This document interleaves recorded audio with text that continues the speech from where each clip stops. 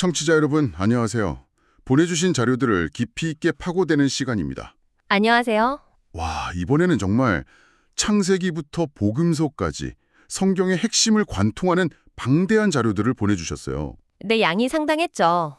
이걸 다 읽으면서 머릿속에 하나의 큰 물음표가 생기더라고요. 어떤 거였나요? 신은 도대체 어떤 방식으로 사람들과 소통하는 걸까 하는 질문이었죠. 우리가 흔히 상상하듯 그냥 하늘에서 목소리가 두둥 하고 들려오는 그런 방식만은 아닌 게 분명히 보였거든요. 그렇죠. 훨씬 더 복합적이죠. 그래서 오늘 이 자료들 속에서 그 소통 방식이 어떻게 진화하고 또 발전하는지 그 패턴을 함께 추적해 보겠습니다. 네, 정말 흥미로운 주제를 가져오셨어요. 보내주신 자료들을 꿰뚫어 보면 신의 소통 방식이 마치 점차 초점이 맞춰지는 카메라 렌즈 같다는 인상을 받게 돼요. 아, 카메라 렌즈요? 네, 처음에는 만질 수 있는 상징처럼 좀 흐릿하고 비유적인 방식에서 시작해서요. 그러다가 한 민족의 운명을 뒤흔드는 거대한 역사적 사건을 거쳐서 마침내 특정 인물들의 입을 통해 나오는 선명한 언어적 메시지로 발전하죠. 단계가 있군요. 맞습니다. 각 단계는 신의 다른 면모를 보여주고 또 인간에게 무엇을 원하는지를 점점 더 구체적으로 드러냅니다. 오늘은 신이 자신을 드러내는 방법론의 변천사를 제대로 펼쳐보죠. 좋습니다. 그럼 그 여정의 첫걸음, 에덴 동산 이야기부터 시작해 볼까요? 네, 그게 시작이죠. 보내주신 자료를 보면 이곳에는 생명나무와 선악을 알게 하는 나무라는 아주 특별한 두 나무가 있었어요. 이게 그냥 동산의 풍경을 위한 장식은 아니었던 것 같거든요. 네, 빌고 그렇습니다. 그 자료에서 이 나무들을 일종의 성례처럼 기능한다고 분석한 부분이 아주 날카로웠어요. 성례요? 그 말이 조금 어려운데 쉽게 설명해 주실 수 있을까요? 네, 성례라는 게 쉽게 말해서 눈에 보이지 않는 약속이나 관계를 눈에 보이는 물리적인 형태로 확인시켜주는 증표 같은 거예요. 아, 물리적인 증표요? 네, 계약서에 도장을 찍는 행위처럼요. 보이지 않는 신과의 약속을 나무라는 실체로 보여준 거죠. 그렇게 비유하니 훨씬 이해가 쉽네요. 맞아요. 그리고 자료를 더 보면 생명나무는 당장 먹고 영생을 누리는 그런 뷔페가 아니었어요. 뷔페가 아니었다고요? 네, 일종의 시험을 통과한 후에 주어질 졸업 선물 같은 거였어요. 그리고 선악을 알게 하는 나무가 바로 그 시험의 도구였던 거고요. 아하. 여기서 가장 중요한 포인트는 먹지 말라는 명령이 지극히 임의적이었다는 점입니다. 임의적이었다는 건 무슨 뜻이죠? 독이 있거나 맛이 없는 것처럼 본능적으로 피해야 할 이유가 전혀 없었다는 거죠. 오직 신의 말을 신뢰하고 순종하는지를 시험하기 위한 순수한 장치였다는 겁니다. 잠깐만요. 그 부분을 듣다 보니까 어떤 분들은 결국 신이 죄를 짓도록 길을 열어준 것 아니냐고 반문할 수도 있을 것 같아요. 네, 충분히 그럴 수 있죠. 그냥 그 나무를 없애버렸으면 됐을 텐데 굳이 시험의 도구를 눈앞에 둔 건 좀 가혹하게 느껴지기도 하거든요. 아주 좋은 질문이에요. 그건 이 시험의 목적이 복종 그 자체에 있기보다 신뢰에 기반한 성숙한 관계를 맺는 데 있었기 때문이라고 자료는 설명해요. 관계요? 네, 마치 부모가 아이에게 저 과자는 이따가 아빠랑 같이 먹는 거야 라고 말하는 것과 비슷하죠. 과자 자체가 나쁘거나 위험해서가 아니라 아이가 부모와의 약속과 신뢰를 배우는 과정인 거예요. 아, 강압적인 복종이 아니라 자유로운 선택에 기반한 사랑의 관계를 원했다는 걸 보여주는 상징인 셈이죠. 그렇군요. 지식을 질투해서 숨기려 했다는 그 뱀의 주장과는 완전히 다른 차원의 이야기네요. 그렇죠. 해석이 완전히 달라지죠. 이런 상징적인 행위는 후대에도 계속 이어지는 것 같아요. 보내주신 자료 중에 제사제도에 관한 부분이 꽤 복잡했는데 읽다 보니 대속, 즉 누군가 대신 값을 치른다는 핵심 원리가 계속 보이더라고요. 네, 그 원리를 가장 명확하게 보여주는 행위가 바로 안수입니다. 자료에서도 이 부분을 강조했죠. 안수요. 손을 얹는 거요? 맞습니다. 제사를 드리는 사람이 동물의 머리에 손을 얹는 이 행위는 그냥 형식적인 게 아니었어요. 자신의 죄와 허물이 동물에게로 전이되는 것을 상징했죠. 아, 옮겨가는 거군요. 네, 그리고 그 죄를 넘겨받은 동물이 대신 죽음으로써 죄의 대가를 치르는 바로 대리인이 형벌을 받는다는 원칙을 시각적으로 보여준 겁니다. 듣고 보니 굉장히 강렬한 시청각 교육이네요. 그렇죠. 그런데 자료에서 흥미로운 비교를 하더군요. 성경의 속죄 개념과 다른 고대 종교들의 달래기 개념의 차이점이요. 아, 그 부분이 핵심입니다. 어떻게 다른가요?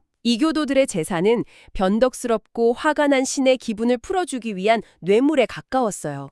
신을 달래서 재앙을 피하려는 거죠. 하지만 성경의 속죄는 그런 개념이 아니에요. 신이 먼저 죄를 덮어서 관계를 회복할 수 있는 길을 마련해 준다는 개념이죠. 아, 신이 먼저요? 네. 인간이 신의 기분을 맞추는 게 아니라 신이 정해놓은 정의의 원칙을 만족시키는 행위라는 겁니다.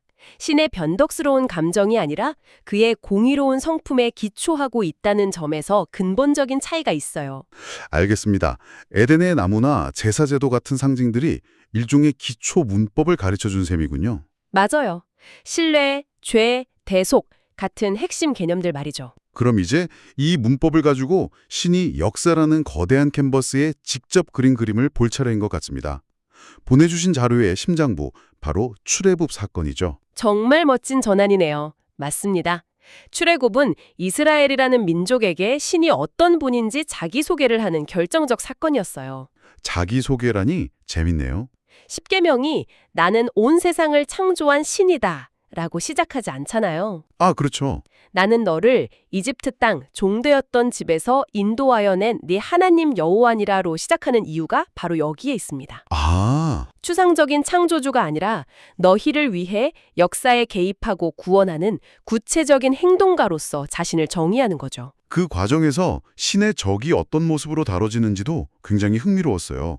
자료에서 파라오의 마음이 완악해지는 걸 설명하는 부분이요. 아, 파라오. 네. 그냥 신이 파라오를 악한 로봇처럼 조종했다는 게 아니라 사법적 과정이라고 표현하더라고요. 이 개념이 좀 생소한데 자세히 설명해 주실 수 있나요? 네. 그 사법적 과정이라는 해석이 아주 중요해요. 이건 신이 처음부터 파라오를 꼭두각시로 만들었다는 뜻이 아닙니다. 그럼 뭔가요? 오히려 그 반대에 가까워요. 파라오가 스스로 교만한 마음으로 신의 요구를 거부하고 고집을 부리자 신이 그 자유로운 선택에 일종의 법적인 효력을 부여한 것에 가깝습니다. 법적인 효력이요? 네, 마치 판사가 판결을 내리듯이 그래, 그게 너의 확고한 선택이라면 이제 돌이킬 수 없도록 확정하겠다고 선언해버린 거죠. 아하, 그러니까 파라오의 자유의지를 존중하되 그 선택의 결과는 신이 주관해서 더 큰 목적을 위해 사용했다는 의미군요. 정확합니다. 파라오가 스스로 마음을 굳게 먹은 것을 신이 심판의 형태로 인준해버렸다는 말이네요. 네, 그리고 그 결과 파라오의 완고함은 오히려 신의 더 크고 놀라운 능력을 드러내는 무대가 되어버렸죠. 이 모든 사건의 중심에 여호와라는 신의 이름이 등장합니다. 자료는 이 이름을 출애굽기 3장에 나는 스스로 있는 자라는 구절과 연결하는데요. 네, I will be what I will be. 이게 직역하면 나는 내가 될 존재가 될 것이다 정도일까요?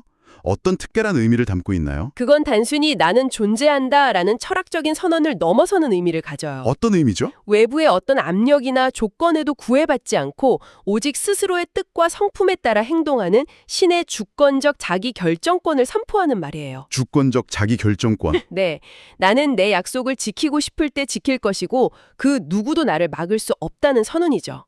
그렇기 때문에 그의 약속은 절대적으로 신뢰할 수 있다는 강력한 보증이 되는 겁니다. 와. 그리고 그 이름의 힘과 신실함을 온 세상에 증명해 보인 사건이 바로 출애굽이었던 셈입니다. 와.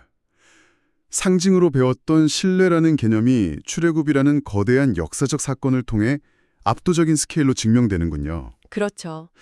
자, 그럼 신이 상징과 사건으로 자신을 드러냈다면 그 다음 단계는 더 직접적인 방식이 될 것 같은데요? 네, 맞습니다. 바로 선지자들을 통해서 말이죠. 보내주신 자료에서 선지자를 뜻하는 히브리어 단어 나비에 주목하던데 이 단어 자체에 뭔가 특별한 의미가 있는 것 같아요. 네, 매우 중요합니다.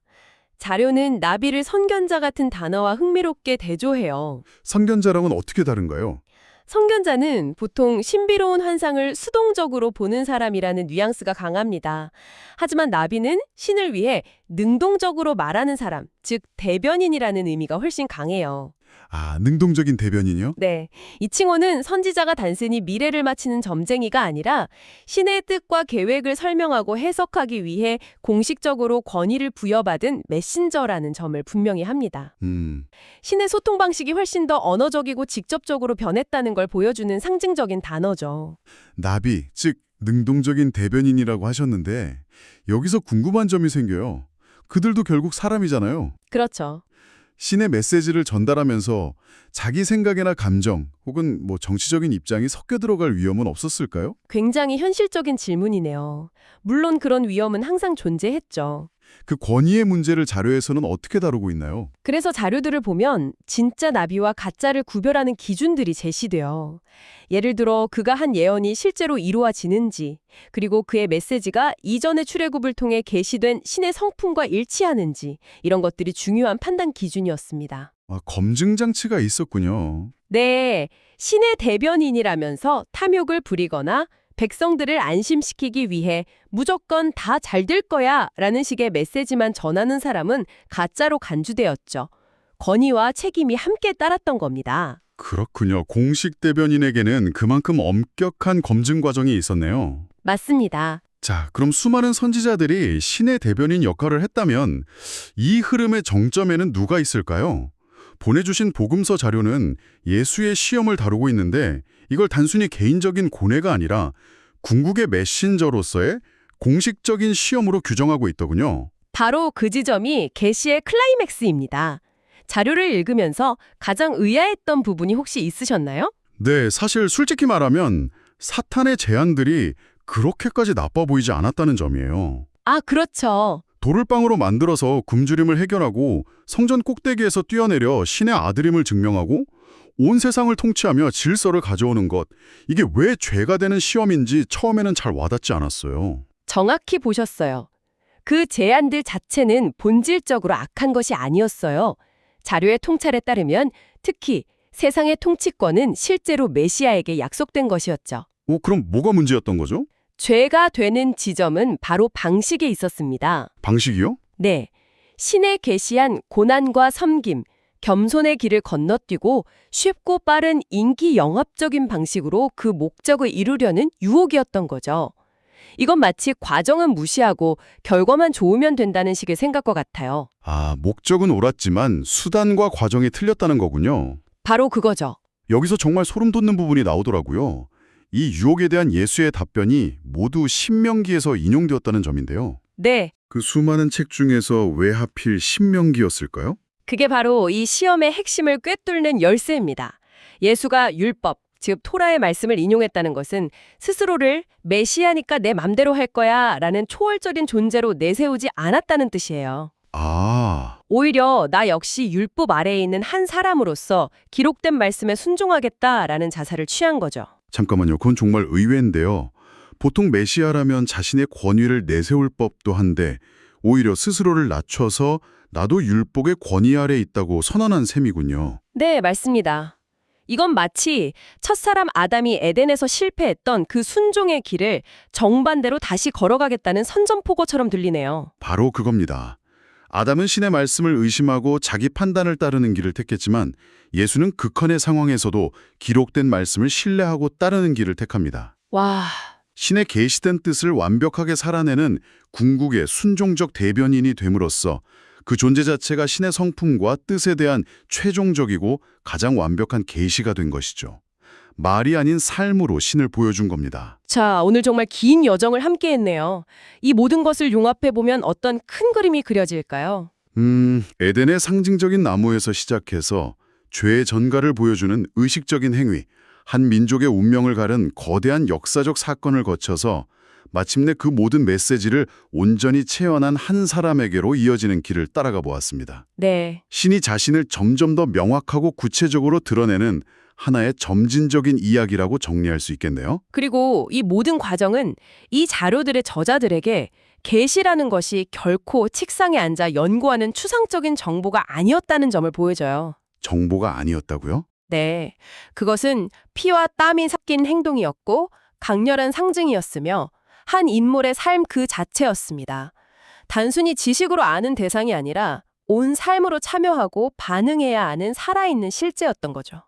마지막으로 청취자 여러분께 생각해 볼 질문을 하나 던져드리고 싶습니다. 네.